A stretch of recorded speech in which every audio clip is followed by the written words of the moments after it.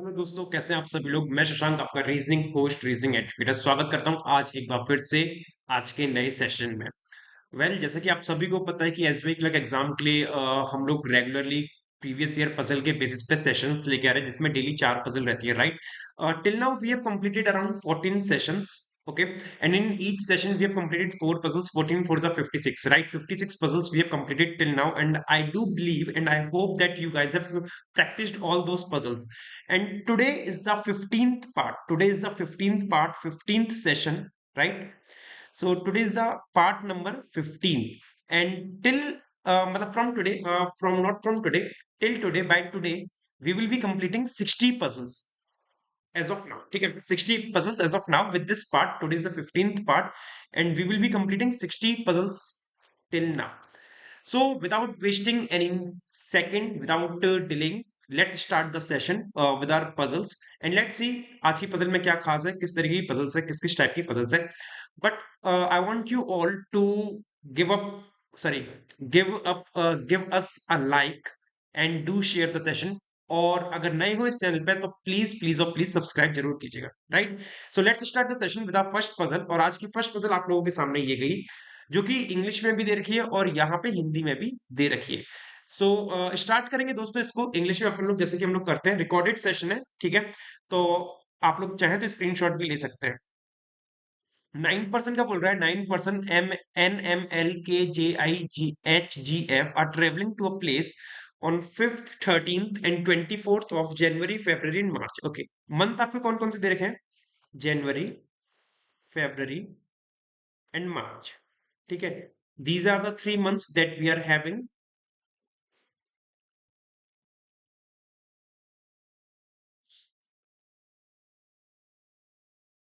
And we are having 3 dates. One is 5, then 13, and another one is 24, right? In January, we are having around 31 days, not around, exactly 31 days. February have 28 or 29, but it depends on the leap year. But it is not given that the February is the leap year. So we are going to assume 28 days, right? And March is having 31 days. Let's assume second case as well. Let's take the second case as well. 5, 13, and 24. Okay, okay. So let's start the solution. इसको case number 1 नाम दे देते हैं। Give this case number 2। Okay, आपसे देखो क्या बोल रहा है, जी से स्टार्ट हो रही है पजल, इस जी से स्टार्ट हो रही है और खत्म हो रही है स्के पे, राइट। तो G travels to the place in the month having less than 31 days. 31 days से कम वाला महीना फेब्रवरी है केवल अपना। And 2% before H. तो मान लो अगर मैंने जी को यहां रख दिया 2% बिफोर एच, मतलब एक छोड़ के एच यहां आ जाएगा। अगर जी मैंने यहां रख दिया तो एक छोड़ के एच यहां आ जाएगा। ऐसा भी हो सकता है जी 24 में आ जाए। आगे कुछ और दे रखा है, J travels before G but does not travel the same. बनाना पड़ेगा यार, बना लेते हैं हाथ के हाथ, रुको, नहीं तो फालतू में टाइम वेस्ट हो। क्योंकि टाइम वेस्ट नहीं करना है, बना लेते हैं हाथ के हाथ।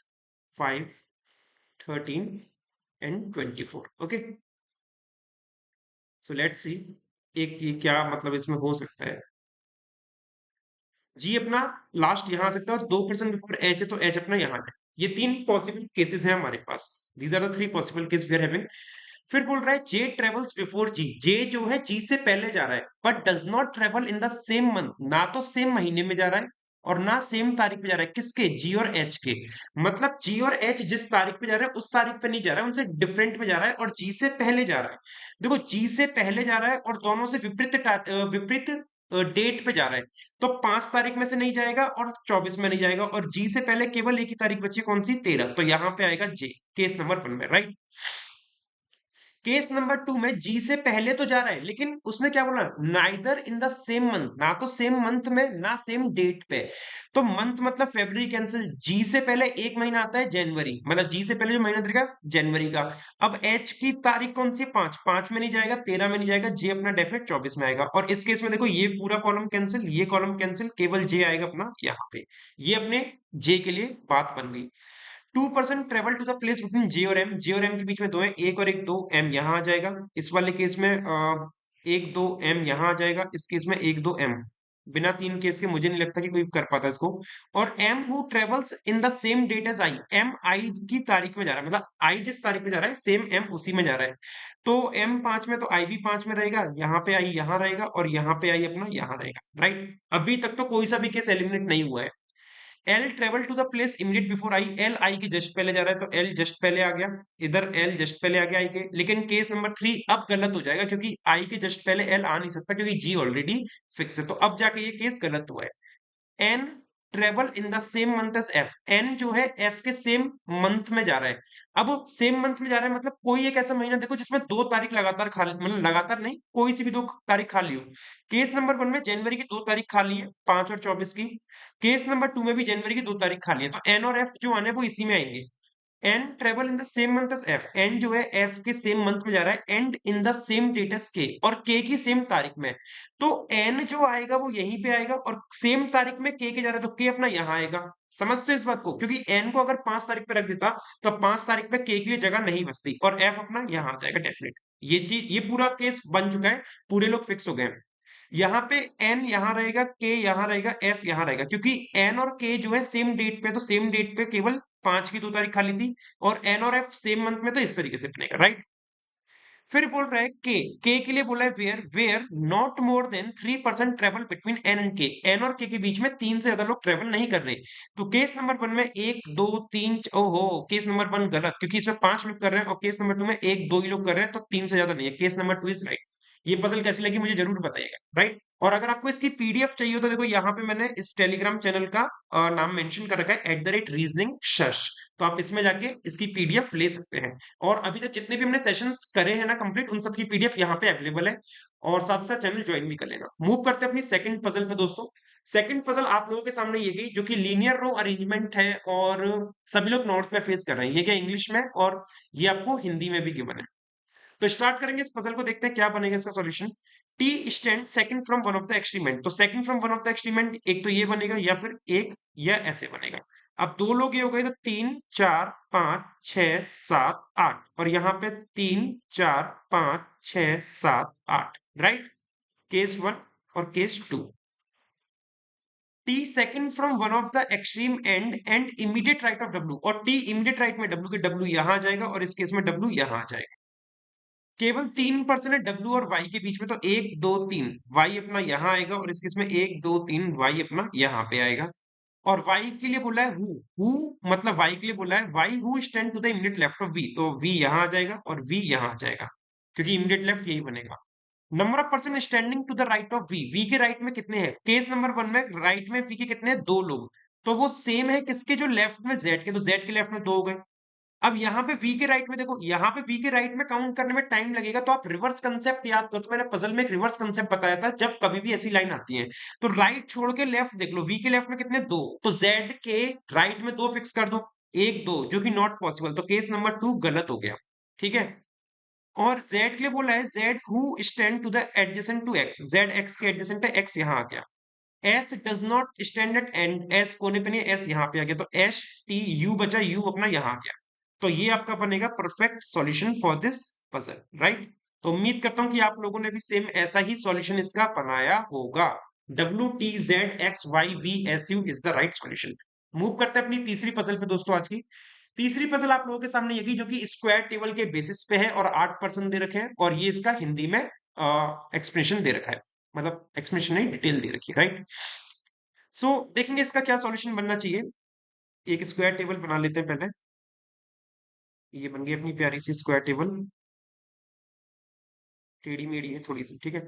चलो, 4 person are sitting at the corner of the table while 4 person are sitting at the middle of the side, ठीक है। 4 लोग अपने कॉर्नर पे, 4 लोग मिडिल पे हैं, तो 1 2 3 4 5 6 7 8, और सेम 1 2 3 4 5 6 7 8। केस 2 नाम दे दिया, केस नंबर 1।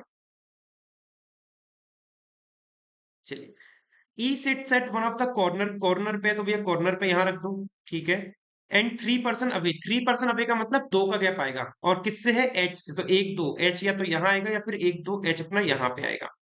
और हु किसके लिए लगा है? एच के लिए। H who sit to the immediate right of F, तो एफ के इमीडिएट राइट में एफ यहाँ आ जाएगा, और इधर इधर ऐसे आ जाएगा। Number of person from the left of F, number of person from the left of F to E, मतलब एफ से लेके ई के बीच में जितने हैं, जब एफ के लेफ्ट से काउंट करते हैं तो देखो केस नंबर वन में एफ के लेफ्ट से जब एफ टू ई आऊंगा तो दोनों एक दूसरे के अपोजिट है, मतलब तीन लोग हैं, is the same as the number of person to the right of H to G. जब एच के राइट से काउंट करेंगे जी तक, तो एच अगर ये तो जी उसके सामने आएगा, डेफिनेट है ये लाइन में, तो यहाँ पे फिक्स हो गया।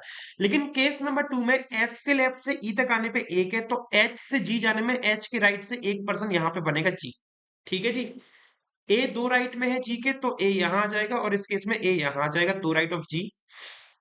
ए दो राइट में जी के और दो लेफ्ट में है बी के, तो केस नंबर वन तो गलत, क्योंकि ए तो दो लेफ्ट में बी के बन ही नहीं पाएगा। केस नंबर वन में ए दो लेफ्ट में बी के ऐसे बन जाएगा। हम्म। और बी के लिए बोला है B who sits exactly in the middle of C और डी, बी सी और डी के एग्जैक्टली बीच में है। और एच और सी एक दूसरे के एडजेसेंट नहीं है, तो सी अपना यहां आएगा और डी अपना यहां आएगा। अब देख लो बी सी और डी के एग्जैक्टली बीच में है या नहीं, बी सी से बी तक कितने आ रहे हैं, दो लोग, और डी से बी तक कितने आ रहे हैं, दो, तो एग्जैक्टली बीच में आ रहा है बी सी और डी के। उम्मीद करता हूं आप लोगों ने भी सेम यही सॉल्यूशन बनाया होगा। मूव करेंगे अपनी अगली पजल पे, और अगली पजल और आखिरी पजल, चौथी पजल आप सभी के सामने है, जो कि डेजिग्नेशन बेस्ड पजल है, पोस्ट बेस्ड पजल है। इंग्लिश और हिंदी दोनों में आपको दे रखा है, आप जिसमें चाहे उसमें कर सकते हैं। तो दोस्तों स्टार्ट करेंगे इस पजल को। 8% QPO NML इस तरीके से देखा है, different designation in a bank but not necessarily in the same order.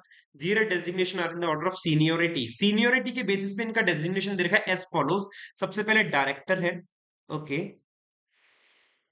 Director के बाद कौन है, CEO, okay, after that COO, after that okay GM, then आपके पास DGM, DGM के बाद कौन है, AGM, फिर अपना ऑफिसर, और फिर हम क्लर्क, जिसकी हम लोग तैयारी कर रहे हैं। ठीक है। एक दिन आएगा जब हम लोग भी डायरेक्टर सीईओ बन जाएंगे। ठीक है भाई। चलो, let's change the colour to blue and let's start session. Case number one और केस नंबर टू। देखो, K holds a designation junior to GM, K का जो डेजिग्नेशन है जीएम से छोटा है, जीएम से छोटा डीजीएम हो सकता है, एजीएम हो सकता है, ऑफिसर क्लर्क बहुत सारे हो सकते हैं, और इमीडिएट सीनियर है एम से, तो के इमीडिएट सीनियर है एम से, तो ऐसे बन गया, के इमीडिएट सीनियर एम से ऐसे बन गया, और के इमीडिएट सीनियर एम से ऐसे बन गया। एक तीन केस पॉसिबल है। ठीक है भाई। तीन लोग हैं एम और जे के बीच में, तो एक दो तीन, जे यहाँ पे आ जाएगा, ये क्या हो गया, इस केस में एक दो तीन जे अपना यहां आ जाएगा, और इस केस में एक दो तीन जे अपना यहां आ जाएगा। Number of person senior to M is the same as the number of person junior to L, M से बड़े जितने हैं उतने ही एल से छोटे हैं। केस नंबर वन में एम से सीनियर काउंट करना है मुझे, तो आफत आ जाएगी, तो मैंने अपना रिवर्स कंसेप्ट याद किया पजल का, क्या है कि एम से छोटे देखो कितने हैं, दो, तो एल से बड़े भी दो कर दो, एल से बड़े दो कर दो। यहाँ एम के बाद एक है तो एल के पहले एक कर दो, और यहाँ एम के बाद एक भी नहीं है तो एल के पहले भी एक। रिवर्स कंसेप्ट मुझे लगता है ऐसी जगह पर तो बहुत हेल्पफुल रहता है जब काउंट करने की बात आती है। और एल के लिए बोल रहा है कि who, L who is the second senior to N, मतलब एल दो बड़ा है एन से, मतलब एक और एक दो, तो यहां तो के से दो बड़ा रहा है, तो केस वन गलत, यहाँ पे दो बड़ा एन से हो गया, और यहाँ पे दो बड़ा एन से हो गया, एक बड़ा और दो बड़ा। ठीक है। Q senior to O, Q senior है ओ से, बट जूनियर टू पी, लेकिन पी से छोटा है, तो पी क्यू ओ बनना चाहिए, तो पी क्यू और ओ, इस केस में पी क्यू और O, where at least one person is designated between all the three, मतलब इन तीनों के बीच में कम से कम एक एक पर्सन तो होना चाहिए। तो पी और क्यू के बीच में एटलीस्ट एक पर्सन है केस टू में, और क्यू और ओ के बीच में भी है। केस नंबर थ्री में पी और क्यू के बीच में एटलीस्ट वन पर्सन है, लेकिन क्यू और ओ के बीच में एक भी पर्सन नहीं है, तो केस थ्री गलत। तो आंसर क्या बनेगा, case number two is the right explanation and the solution. ठीक है जी। इसको और अंडरलाइन कर दे रहा हूं मैं, ताकि आप लोगों को प्रॉपरली विजिबल रहे। PLJNQKMO, उम्मीद करता हूं आप लोगों ने भी सेम यही बनाया होगा। यहां पे समाप्त होती है अपनी आज की चारों पजल। सेशन कैसा लगा मुझे कमेंट में बताइएगा। सेशन को लाइक कर देना, शेयर कर देना, और अगर इस चैनल पे पहली बार हो, नए हो, फर्स्ट टाइम देख रहे हो, तो चैनल को सब्सक्राइब जरूर कर लेना। साथ ही साथ वीडियो खत्म होगी तो आपको यहाँ पे कॉर्नर पे इसकी पूरी प्लेलिस्ट मिल जाएगी, इस साइड पे प्लेलिस्ट पूरी मिल जाएगी, और यहाँ पे सिर्फ प्रीवियस पार्ट मिल जाएगा जो लोग नए हैं उनके लिए। ठीक है। तो मिलते हैं दोस्तों अपने अगले सेशन में। नमस्कार, जय हिंद।